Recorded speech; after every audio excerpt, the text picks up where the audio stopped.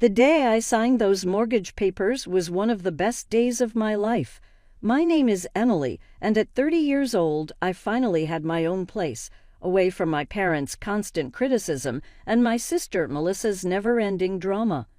But the real cherry on top was what I did the very next weekend. I adopted Buddy, a golden Labrador with soulful brown eyes that melted my heart the moment I saw him at the shelter. My parents had always shut down my pleas for a dog with the same excuse. Dogs are dirty, they smell, and they ruin furniture. No matter how much I begged or promised to take care of everything myself, the answer was always a firm no. So instead, I channeled my love for animals into volunteering, spending every Saturday throughout high school walking dogs and cleaning kennels at the local shelter. Now, watching Buddy explore my new apartment, his new home, I felt a sense of completion I'd never experienced before. He sniffed every corner, his tail wagging enthusiastically as he investigated his surroundings. Within days, we settled into a routine: morning walks before work, evening training sessions, and weekend adventures at the dog park. I enrolled him in professional training classes right away, not because he was badly behaved, but because I wanted to give him the best life possible. "You've got yourself a smart one here," his trainer, Mark, told me after the first session. "Quick learner, eager to please." I beamed with pride. Yeah, he's pretty amazing. 3 weeks after bringing Buddy home, I decided it was time to introduce him to my family. I was nervous but hopeful that they'd see how well-behaved and loving he was. Maybe they'd even understand why I'd wanted a dog all these years. The moment I walked through my parents' front door with Buddy on his leash, I knew it was a mistake. My mom's face scrunched up like she'd smelled something rotten. My dad crossed his arms defensively, and Melissa, my 25-year-old sister, who still lived at home, rolled her eyes dramatically. "You actually brought it inside," Mom said, stepping back as if Buddy might attack her designer shoes at any moment. "His name is Buddy, and yes, I brought him inside. It's February and freezing outside," I replied, trying to keep my tone light despite the immediate tension. Dad glanced at Buddy, who was sitting perfectly at my side, just like we practiced. "Well, don't let it on the furniture. Your mother just had the couches cleaned." "He won't," I assured them. "He's very well trained." I gave Buddy a gentle pat. He looked up at me with those trusting eyes, completely unaware of the cold reception he was receiving. We moved to the kitchen, where Mom had prepared lunch. Buddy lay quietly under the table near my feet as we ate, not making a sound. "So, Melissa," Mom started, her voice immediately warming, "tell Emily about your promotion." Melissa straightened up, her face brightening. "Yeah, my boss practically guaranteed I'll get it. Just a couple more weeks, and I'll finally be able to afford my own place. A place where I can live however I want without constantly having to check with Mom and Dad about everything." The irony wasn't lost on me. She complained about our parents' control while still living under their roof and following their rules at 25. "Well, we're very proud of you," Dad said, beaming at her. Then, as if remembering I was there too, he added, "Emily's doing well with her mortgage payments, right?" Before I could answer, I felt Buddy shift under the table. Melissa let out a dramatic yelp. It touched me. "Get it away," she shrieked, pushing her chair back. "He just wanted to say hello," I explained, gently guiding Buddy back to my side. "He's friendly." Mom shook her head firmly. "Emily, I think it's best if you don't bring the dog when you visit in the future. Your sister's clearly uncomfortable, and frankly, so are we." I looked around the table at their disapproving faces, feeling a familiar disappointment settle in my chest. Nothing had changed. I was still the odd one out in this family, and now Buddy was too. "We should get going," I said, standing up abruptly. "I have some errands to run before evening." As I drove home with Buddy sitting calmly in the passenger seat, I realized something had shifted. For years I had tried to please my parents, to fit into their expectations. But now, with my own home and Buddy by my side, I finally had the freedom to live on my own terms. "Just you and me, Buddy," I said, reaching over to scratch behind his ears. "And honestly, that's all I need." Over the next few months, my visits to my parents' house became less frequent. When I did go, it was only when my friend Tara could watch Buddy for a few hours. Every time, the conversation inevitably turned to Melissa, her career, her plans, her dreams. It was always the same script, with me playing the role of supportive older sister while feeling increasingly disconnected from my family. During one such visit, Melissa pushed past me in the hallway, her face pinched with frustration. "Promotion fell through," she muttered. "Boss said maybe next quarter." "I'm sorry to hear that," I said sincerely. "These things happen. There'll be other opportunities." She leaned against the wall, her eyes drifting to my car keys in my hand. "You're leaving already? You just got here." "I need to get back to Buddy. Tara has plans tonight." Melissa scoffed. "That dog. You act like it's your child or something." "He's family to me," I said simply. She shook her head, then looked at me with an expression I couldn't quite read. "You're lucky, you know that. Your own place, making your own rules. Must be nice." I didn't know what to say to that. It was nice, but it wasn't luck. It was the result of years of saving, planning, and working hard, things Melissa never seemed interested in doing. Life settled into a comfortable routine with Buddy, morning walks, work at the marketing firm, and his excited greeting when I returned home. Our weekends were filled with dog park visits and lazy evenings together. Then, on a Tuesday, my boss called me into her office. "Emily, I have an opportunity for you," she said, sliding a folder across her desk. "We're opening a new branch in Colorado, and we need someone to go set it up. 2 months on site to train the new team." I scanned the details. The assignment looked challenging but exciting.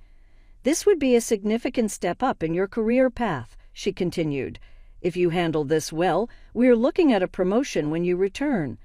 "I need to figure out a few things, but I want this opportunity," I told my boss. "Can I give you a definite answer tomorrow?"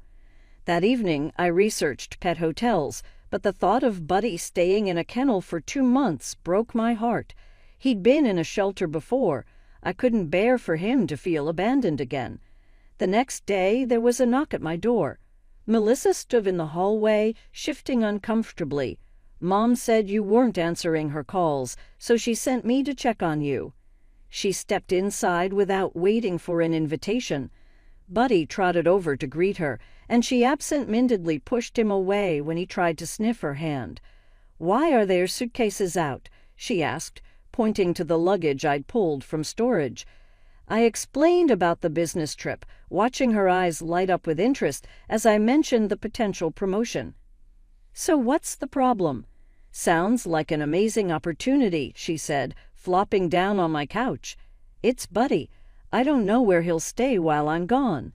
Melissa looked at Buddy, who had retreated to his bed. Something shifted in her expression. "I could watch him," she offered suddenly. I stared at her, not sure I'd heard correctly. "You? But you don't even like dogs." She shrugged.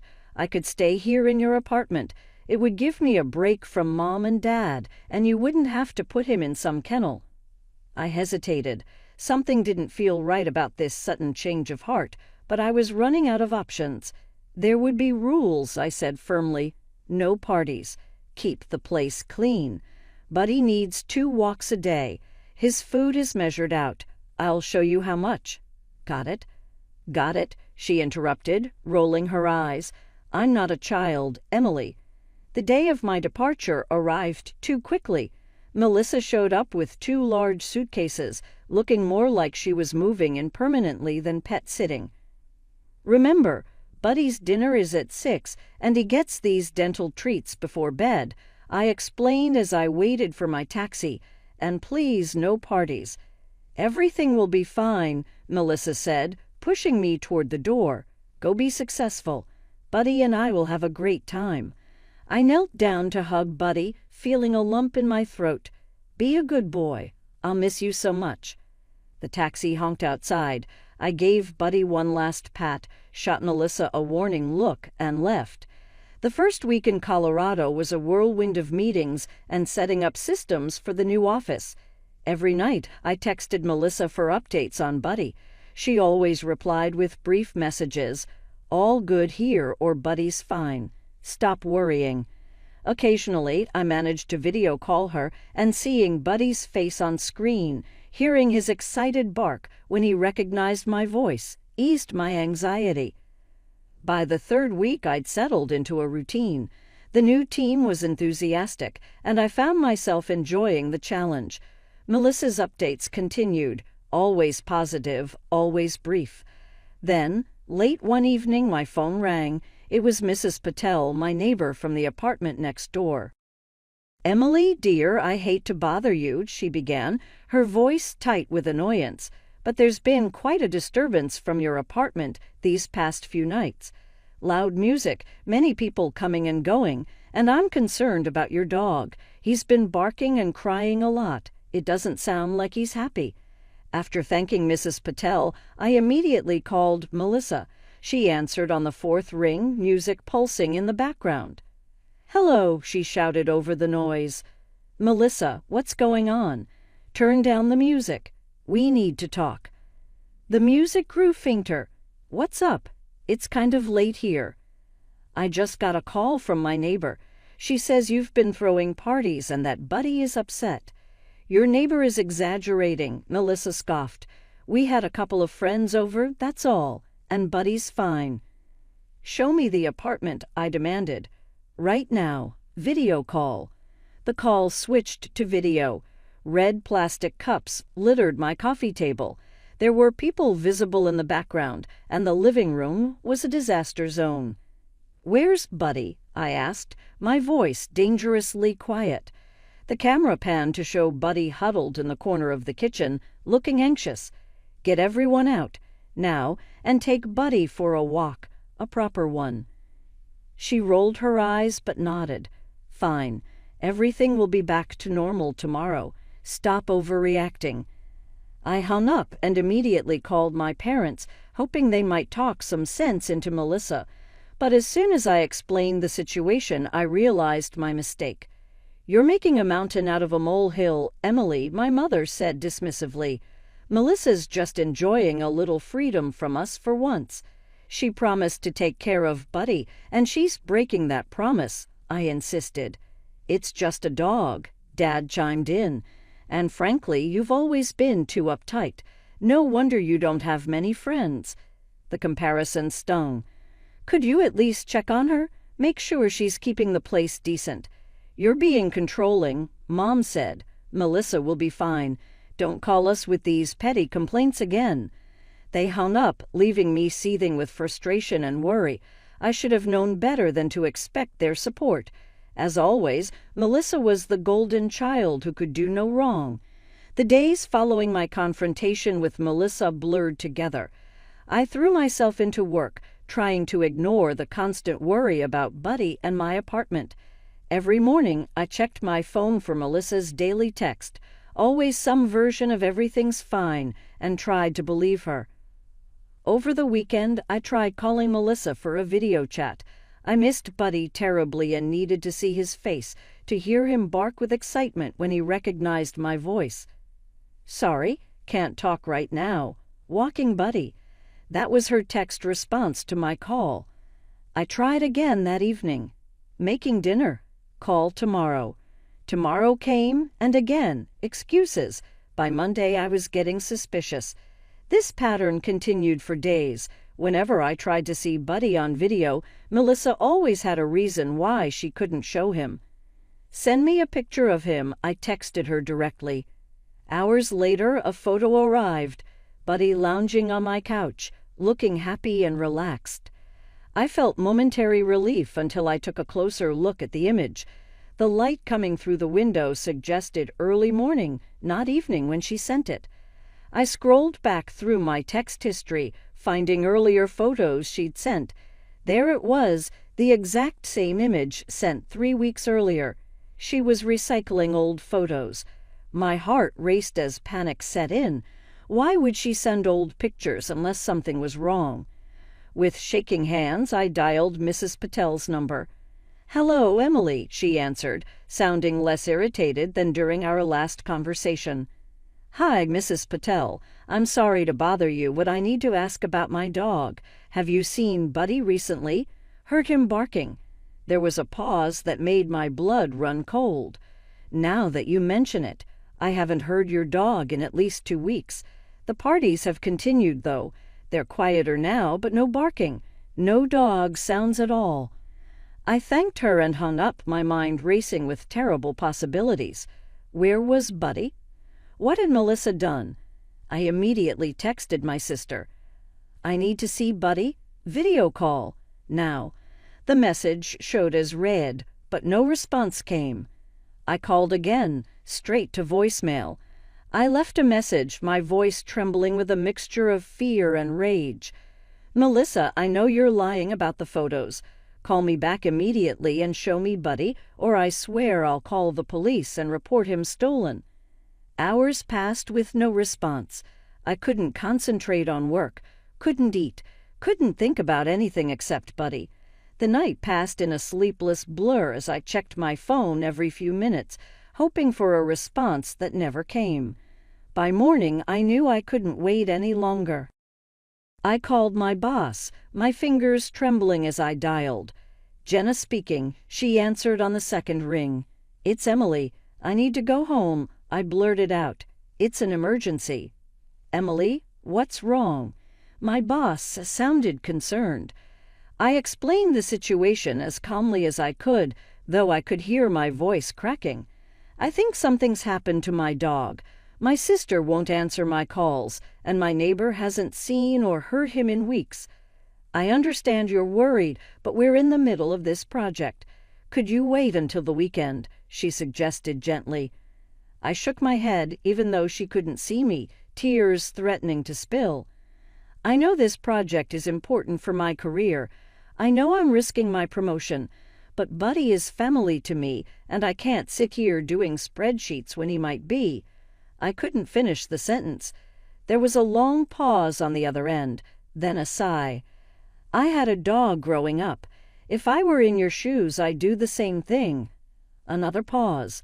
"Go. You've already accomplished most of what we needed anyway. We can handle the rest."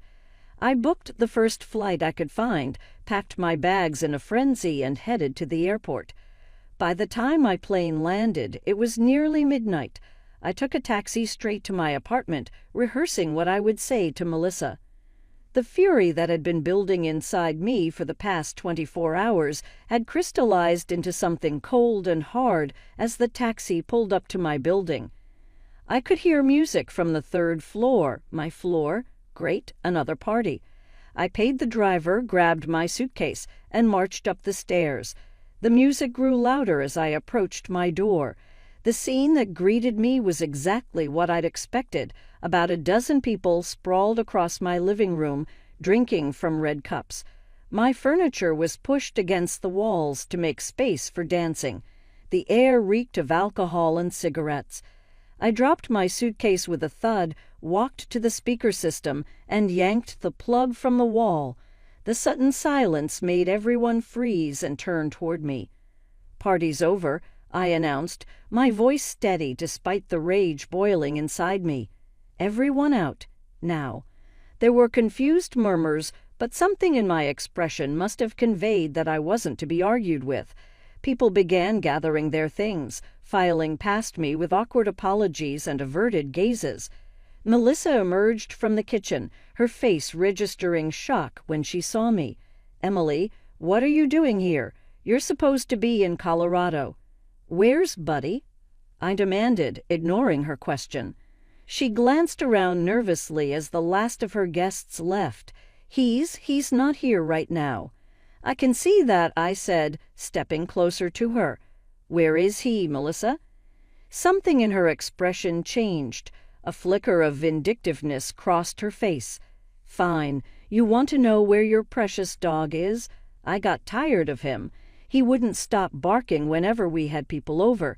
He was ruining all my fun." My heart dropped. What did you do? I took him to a shelter, she said, her voice cold. He was a pain in the ass anyway. The world seemed to stop. I stared at my sister, this person I'd grown up with, now a complete stranger to me. In that moment, I hated her with an intensity that frightened me. Get out, I whispered. Pack your things and get out right now, or I swear I'll do something we'll both regret. The moment she was gone, I collapsed onto the couch, exhaustion and fear washing over me. Buddy was in a shelter somewhere, but which one? There were at least a dozen in the city. I pulled myself together and grabbed my phone. It was past midnight, far too late to call any shelters, but I could email them. I drafted a quick message describing Buddy, Golden Labrador, male, 3 years old, microchipped, with my contact information, and sent it to every shelter I could find online. Sleep was impossible. I spent the night cleaning up the mess from Melissa's party and trying not to cry every time I came across one of Buddy's toys. By morning, I was running on coffee and anxiety. I started calling shelters the moment they opened. The first 4 had no record of a dog matching Buddy's description. The 5th call changed everything. Yes, we did have a lab brought in about 2 weeks ago. The woman on the phone confirmed. A female said it was a stray she'd found, but he had a microchip. We've been trying to contact the owner, but the phone number listed goes straight to voicemail. My old number. I changed it 6 months ago and updated it everywhere, except, apparently, Buddy's microchip registry. That's my dog, I said, my voice breaking. His name is Buddy. I'm Emily Weber. I can come right now with proof of ownership.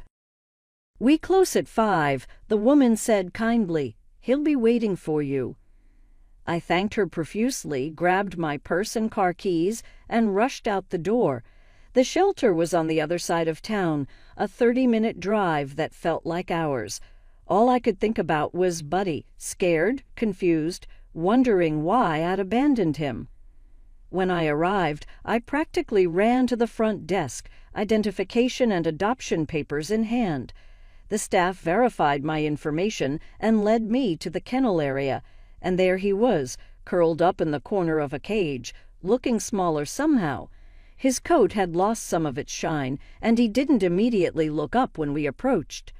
Buddy, I called softly. His head snapped up, ears perking. The moment of recognition, his eyes locking with mine, will stay with me forever. He jumped to his feet, tail wagging so hard his whole body shook, and let out a joyful bark that echoed through the shelter. The staff member opened the cage and Buddy bounded into my arms, licking my face, whimpering with happiness. I hugged him tightly, tears streaming down my face, whispering apologies he couldn't understand, but somehow seemed to forgive anyway.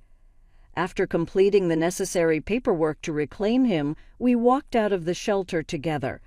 Buddy stayed pressed against my leg the entire drive home, as if afraid I might disappear again if he lost contact. Back at the apartment, I gave him a thorough bath, checked him for any health issues, thankfully finding none, and fed him his favorite food. That night he slept in my bed, something I'd never allowed before, but rules seemed less important now than keeping him close. The next morning my phone rang. It was my mother. "Emily, we need to talk about what happened with Melissa," she began without preamble. "She's very upset." "She's upset?" I laughed incredulously. "She abandoned my dog at a shelter and trashed my apartment." "Don't be so dramatic. It was just a silly dog, and she was only having a little fun with her friends," my mother said dismissively. "You need to apologize for throwing her out with nowhere to go." Beside me, Buddy rested his head on my lap, looking up with those trusting brown eyes that had kept him waiting for me at the shelter. This was the final straw. "No," I said firmly. "I'm not apologizing. Buddy is family to me, even if you don't understand that. And until Melissa takes responsibility for what she did, until you and Dad stop making excuses for her, I don't want to hear from any of you." My mother gasped. "You don't mean that? You'd choose a dog over your own family?" "I'm choosing to surround myself with beings who respect me and who I can trust," I replied, surprising myself with my calmness. "Right now, that's not you, Dad, or Melissa. Goodbye, Mom." I hung up before she could respond, my heart racing but my mind clearer than it had been in years. For so long, I had tried to meet my family's expectations, to be the daughter they wanted. But in that moment, I decided to be the person I needed to be, for myself and for Buddy. The following weeks weren't easy. My parents and Melissa called and texted repeatedly, alternating between guilt trips and angry accusations. I blocked their numbers. I needed space to heal, to rebuild the trust that had been shattered, not just between Buddy and me, but my trust in my own judgment. Work was a welcome distraction. My boss was understanding about my early return, and though I hadn't completed the full 2 months in Colorado, she was impressed with what I'd accomplished in the time I was there. The promotion we discussed came through, bringing with it a welcome salary increase that I immediately put toward a doggy daycare service for the days I couldn't work from home. Life settled into a new rhythm. One Saturday morning, while at the dog park, Buddy made friends with a German shepherd named Max. As Buddy and Max played, I struck up a conversation with Max's owner, David. We exchanged numbers before leaving the park, and soon regular dog park meetups turned into coffee dates, then dinner dates. David was easy to be with, kind, thoughtful, and he adored Buddy almost as much as I did. 6 months after the shelter incident, I received a letter from Melissa. It was an apology, not perfect, still with traces of justification, but sincere enough that I could see she'd done some reflecting. She acknowledged the pain she'd caused, not just to me but to Buddy. She didn't ask for forgiveness, just said she wanted me to know she understood what she'd done was wrong. I didn't respond immediately. I needed time to process, to decide if I wanted to let her back into my life in any capacity. That decision didn't need to be rushed.